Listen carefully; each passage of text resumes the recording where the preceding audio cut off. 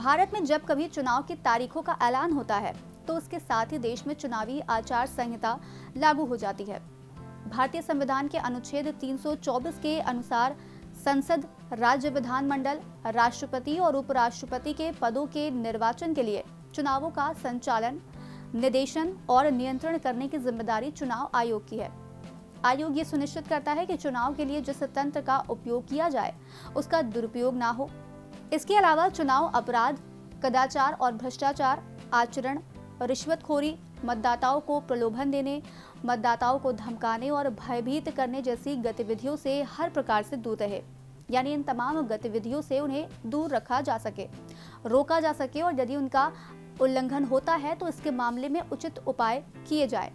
तो इस उल्लंघन को रोकने के लिए या फिर ये तमाम गतिविधियां ना हो, इन्हीं के लिए आदर्श आचार संहिता बनाई गई है। साधारण शब्दों में कहें तो देश में स्वतंत्र और निष्पक्ष चुनाव कराने के लिए चुनाव आयोग कुछ नियम बनाता है। इन्हीं नियमों को आचार संहिता कहते हैं। जब लोकसभा और विधानसभा के चुनाव होते हैं तो इस दौरान इन नियमों का पालन करना सरकार, नेताओं और राजनीतिक दलों की जिम्मेदारी होती है। और ये जिम्मेदारी यानी आचार संहिता चुनाव की तारीख के साथ ही यानी जिस दिन चुनाव की तारीख की घोषणा होती है उसी दिन से लागू हो जाती हैं और चुनाव प्रक्रिया के संपन्न होने तक लागू रहती है। कुल मिलाकर राजनीतिक दलों और नेताओं के मार्गदर्शन के लिए एक ऐसे मानकों का समूह जिसे राजनीतिक दलों की सहमति से ही तैयार किया गया है और उन्होंने उस संहिता में शामिल सिद्धांतों का पालन करने के लिए सहमति दी है। ऐसे ही नियमों के समूह को आदर्श आचार संहिता कहते हैं। इसकी अवहेलना कोई भी राजनीतिक दल या राजनेता नहीं कर सकता। सार्वजनिक धन का इस्तेमाल किसी विशेष राजनीतिक दल या नेता को फायदा पहुंचाने के लिए नहीं किया जा सकता। इसी तरह सरकारी गाड़ी, सरकारी विमान या सरकारी बंगले का इस्तेमाल चुनाव प्रचार के लिए नहीं किया जाएगा। किसी भी तरह की सरकारी घोषणा, लोकार्पण और शिलान्यास चुनाव की तारीखों के ऐलान के बाद नहीं हो सकता। यह आचार संहिता के नियमों में आता है। फिर भी यदि ऐसा किया जाता है तो ये माना जाएगा कि आप प्रलोभन दे रहे हैं और इसे आचार संहिता का उल्लंघन कहा जाएगा। इसके अलावा किसी भी राजनीतिक दल, प्रत्याशी, राजनेता या समर्थकों को रैली करने से पहले पुलिस की अनुमति लेनी होगी।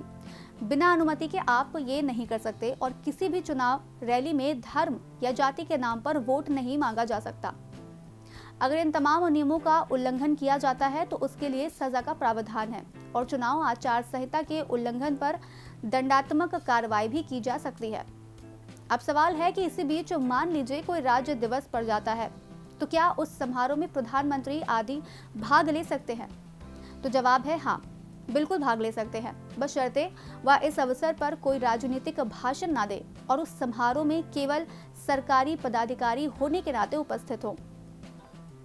यहाँ एक सवाल ये भी उठता है कि राजनीतिक कार्यकर्ताओं के निवास स्थान पर कोई इफ्तार पार्टी या कोई और ऐसी पार्टी जो किसी धार्मिक त्योहार से जुड़ी हो, क्या ऐसी पार्टी आयोजित की जा सकती है जिसका खर्चा सरकारी कोष से किया जाएगा?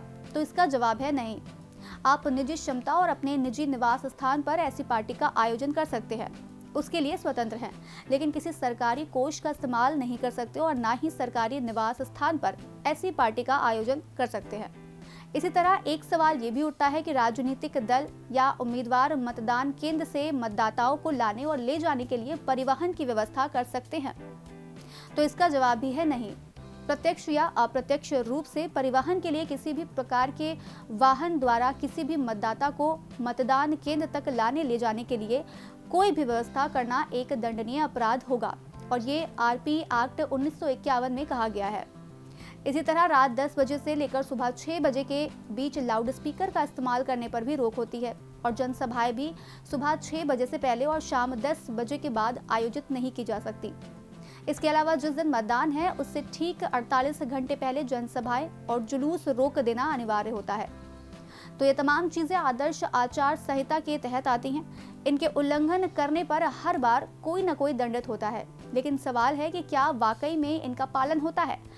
तो इसके अपने अपने मत हैं। आप खुद इतने समझदार हैं कि आप देख सकते हैं कि हम और हमारे नेता इसका कितना पालन करते हैं या फिर नहीं करते। तो आज इस एपिसोड में इतना ही और अब बारी है आज के सवाल की। आपको कमेंट करके बताना है कि किसी चुनाव आयुक्त की नियुक्ति की क्या प्रक्रिया होती है।